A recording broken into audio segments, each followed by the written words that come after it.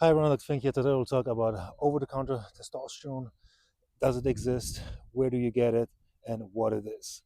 Quick disclaimer, this is not medical advice, it is entertainment only, and I don't recommend the use of testosterone without any medical supervision. So we all know that there is androgel or testim, which are gels or creams that you can apply in the skin and that deliver testosterone. And those are used for testosterone replacement therapy and treat hypogonadism. However, in Japan, there's a cream that is called Gloamin, and it is sold over the counter. So, what is the secret of selling this particular brand name of a cream over the counter? Of course, in Japan, there's also very strict regulations with testosterone as a drug, and it has to be prescription based. But this cream, this Gloamin cream, can be bought over the counter. So, the secret to that is the way of delivery of the testosterone in that cream.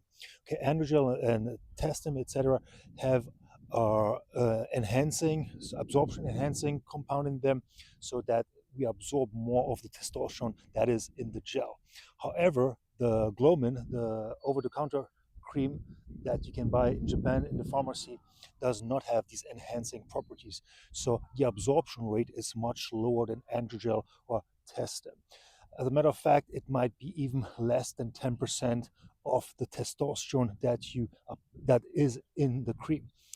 Androgel, for example, the absorption rate is 10 to 15%. So if you rub 50 milligrams of testosterone on your arm, you should get about 5 milligrams of testosterone, 5 to 7.5 milligrams of testosterone. However, the Gloamin is much less. The absorption rate is much less. So that means that the regulation is not as strict as for androgel and testim for that particular drug. And yes, you can go into the pharmacy, talk to the pharmacist, and he can sell you that drug without any prescription. Okay, so I'm not recommending anybody to take testosterone without prescription, even though in Japan it is possible to just go to the pharmacy and buy that cream. Utilization, it is not used usually for testosterone replacement therapy. It is more used for acute symptoms like low libido, etc. And the usage is a little differentiated. But if somebody would like to use more than it is supposed to be for, then of course they could use Gloamin several times per day and increase the dosage.